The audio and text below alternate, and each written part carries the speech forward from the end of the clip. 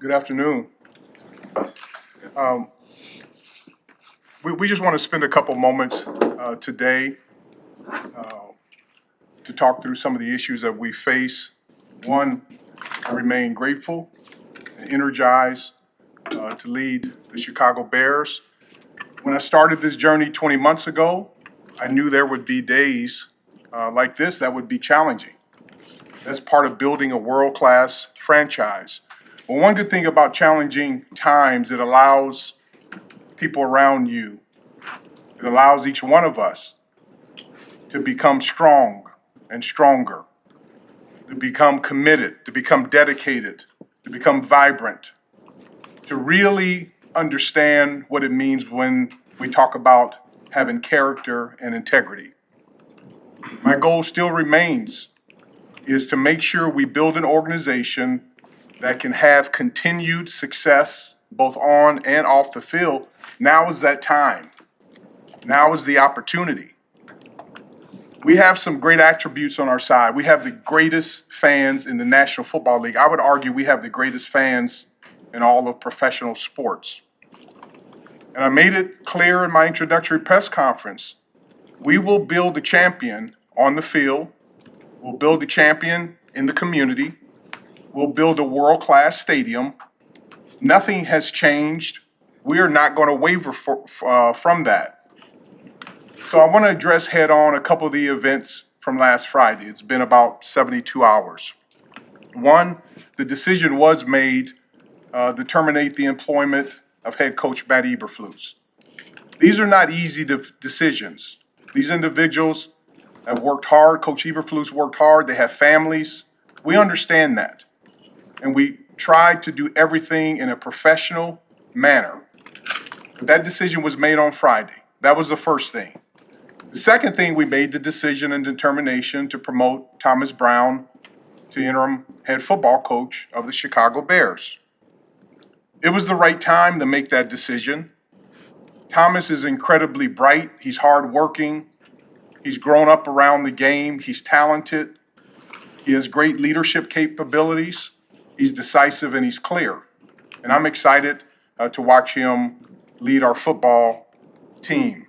And I know Ryan will discuss both of these items further.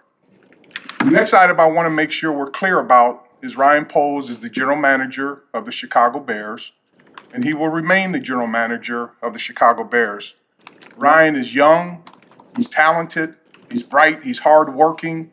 He has done everything in his power on a daily basis to bring a winner to Chicago.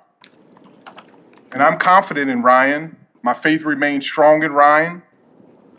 And as leader of our football operations department and as our general manager, Ryan will serve as the point person on our coach for our upcoming search for a permanent head football coach. Now, we will work in tandem. We will work closely. We will work together on a daily basis to make sure that we bring the best person to the Chicago Bears as our permanent head football coach. You have our word on that.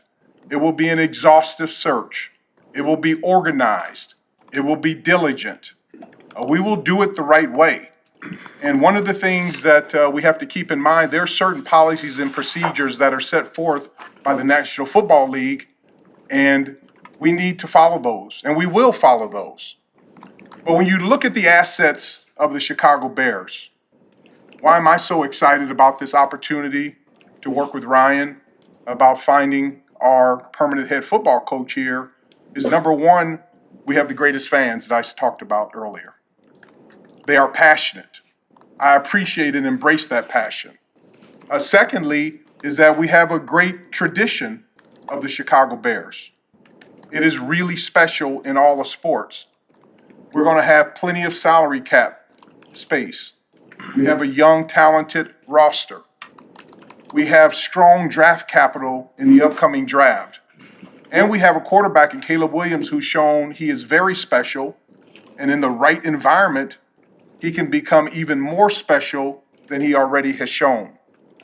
The other thing that I'm grateful for is we have full support of the McCaskey family, who has provided us with the resources not only during the search, but also once our new head coach is here, to build an environment that will be a championship environment. And that's really important. So we're grateful for that. And the last item, and we'll continually make progress on them, is that we have an opportunity to build a world-class stadium. So when you look at all of these elements as we sit here today, we are in a unique situation. This will be the most coveted job in the National Football League this year. And Ryan and I need to work hand in hand together to make sure we bring that to life, not only from a head coach standpoint, but also from an entire staff standpoint. And people will ask, what are we looking for in a head coach? We need an individual who has extremely high standards, who is tough, who is demanding, who's bright, who has attention to detail, who seeks and will win championships, who creates an environment of accountability, who's creative, who's intelligent, who's a decisive decision maker, and who will represent the city of Chicago, all of our fans, this franchise in a manner that is well deserved. The other thing is that I found in my years in the National Football League that good players want to become great, and great players want to become legendary. And the only way you make a good player great or a great player legendary is to create that environment of accountability and set standards that are extreme and demanding. And we will find that person to be able to lead our franchise.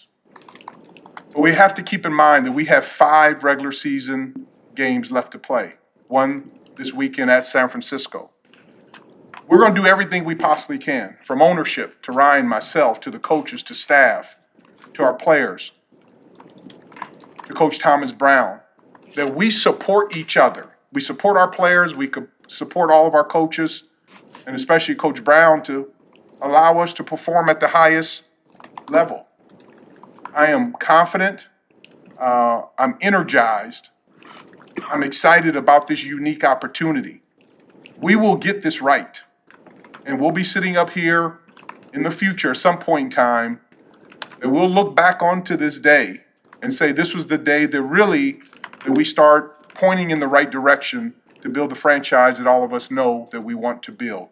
So with that, I'm going to turn it over to our general manager, Ryan Poles, for some introductory comments, and then we're going to open the floor up for some questions. But again, we appreciate you all being here, and we hope you had a happy Thanksgiving with your family. All right.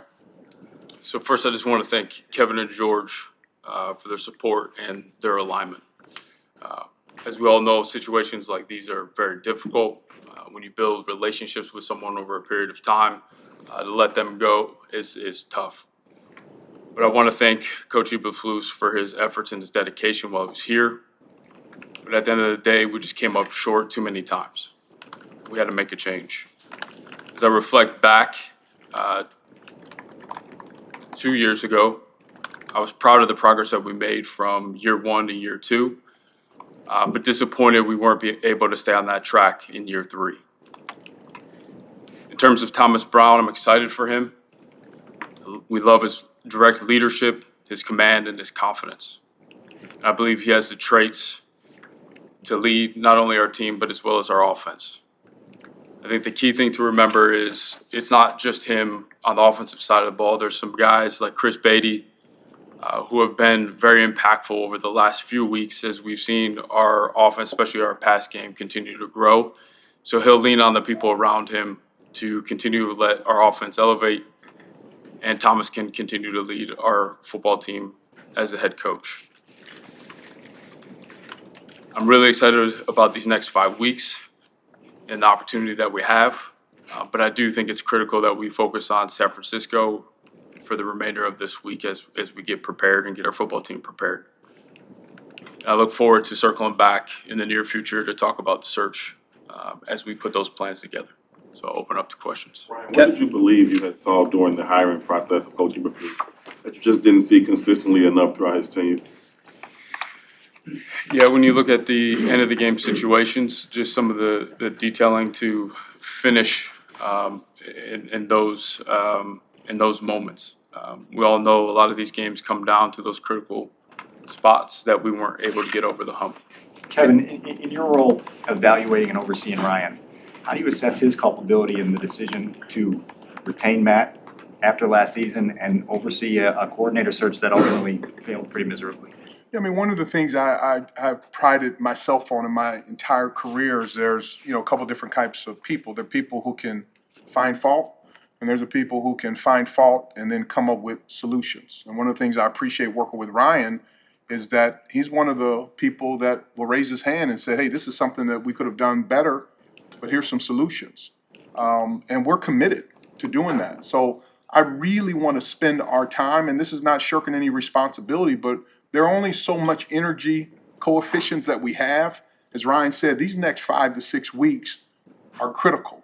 And you hate saying the decisions are going to set the trajectory of the franchise over the next 10 to 15 to 20 years. This is one that will. And so it is critically important that we put all of our energy into making sure that we exhaust this search, get the right person here, build this community. And again, we've been here before. I've done this before, and I'm grateful for ownership to say, go do it the right way and build this support system. And it's not only with the head coach, it's the staff, which is critically important. And it's the players, it's all of us coming together. So I look at today as a first day for us to be able to go together. Let's put the past in the past. Let's start today and go forward and work together, because I don't want to burn any energy on what has happened in the past. We can learn from it. We all know, that we can do better, and we will do better. Kevin, on Friday morning, Yes. Your decision to fire him came after Matt came out and spoke to the media. Are you aware of the way that was perceived around the league, and why do it that way if it would come with that kind of blowback?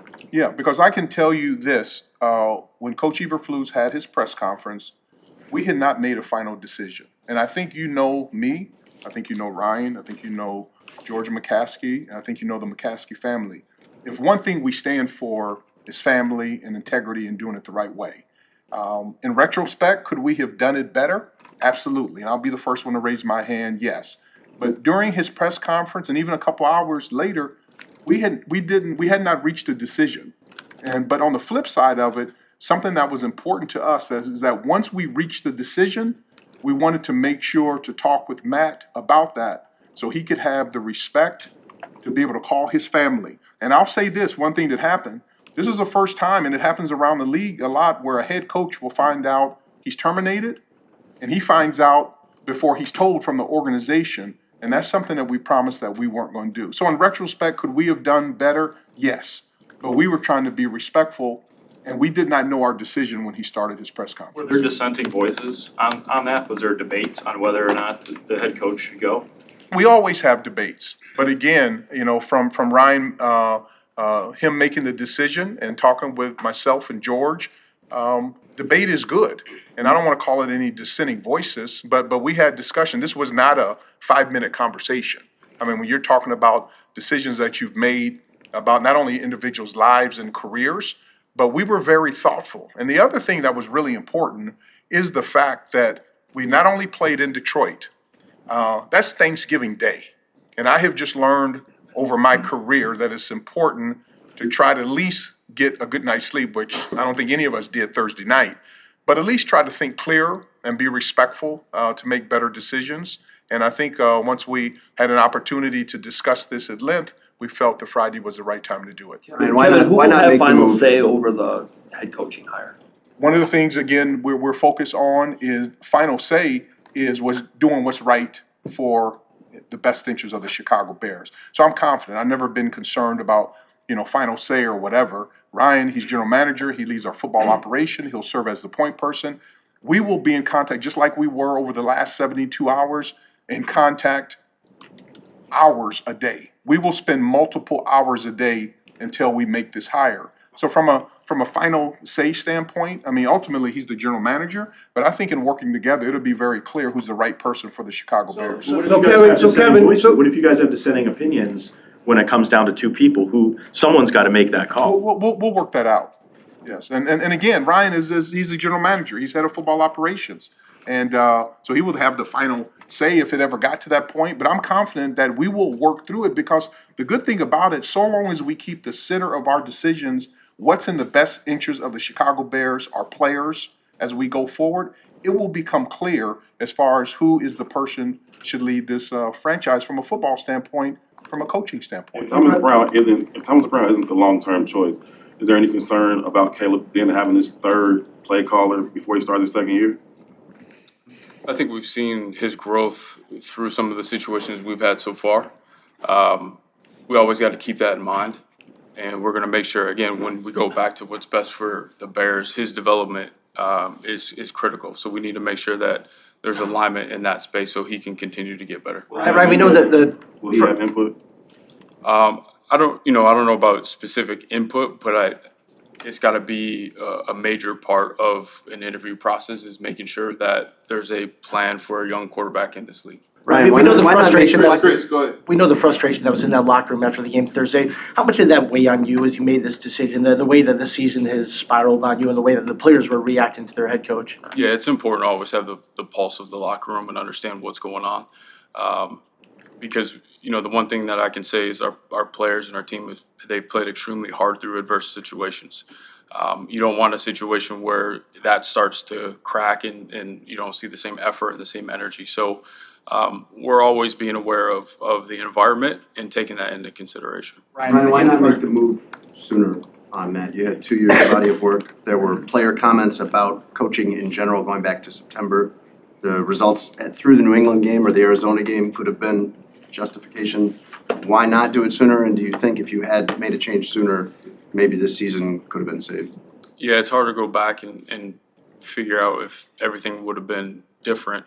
But I want to make sure that we see a process through and not make a split decision. Just like we talked about from after Thursday, I think there's times where you got to reflect back, see what maybe some of the issues are. Is there a system problem? And is it repetitive enough to make a move at that time? I felt like working through each of those weeks, we saw a little spurt, in the 3-win streak that we had there. And then we started going down this recent path where things started getting a little bit more repetitive. And that's when eventually we got together and had that conversation. I know you value listening to your locker room. What did you see in the locker room at Ford Field Thursday, and what did that tell you about what was necessary? Yeah, we were all frustrated. Anytime you get right to a situation like that where you can't finish a game with a win, and it had been a few weeks there, I think everyone was frustrated. I saw frustration. Ryan, in the upcoming search, how will you address apprehension from candidates who are worried about having a mismatched timeline with you and wondering about your long-term job security before they sign up to come and be part of this organization? Yeah, I think just spending time with both of us, you'll understand that we prioritize our people that work here, and going through that situation, we can talk through that. We're open to talk through that. And I think if you just ask around in this building and how we treat people, that shouldn't be an issue at all. This will be a very different search than you conducted the last time. What are your visions for a healthy process to make sure that you guys land on the right decision? I think it starts with the foundation and making sure we identify what we want to come in here and help us win championships. And then casting a wide net and taking as much time as we need to find the best candidate. Hey Ryan, are you guys going to use either a consultant or a committee in your hiring, or is it just going to be the two of you? We haven't made that decision, right now. So I think we're going to lean on both of us and our entire organization and everyone in kind of that think tank and make sure that we make the best decision. Ryan, to Dan's question, what did you learn about yourself and the evaluation process in hiring Matt that will help you avoid making that mistake again? Yeah, I've learned a lot over the last few years. I think the most critical thing is I know from the roster that we have right now exactly what this team needs because of the core group that we have here. Before that wasn't really the case of understanding who was going to be here. It was a really tough situation to walk into. So knowing exactly the core of our team and what traits are going to help get that team to be a championship caliber roster. Ryan, where do you feel like it went wrong in the selection of Shane Waldron? Um,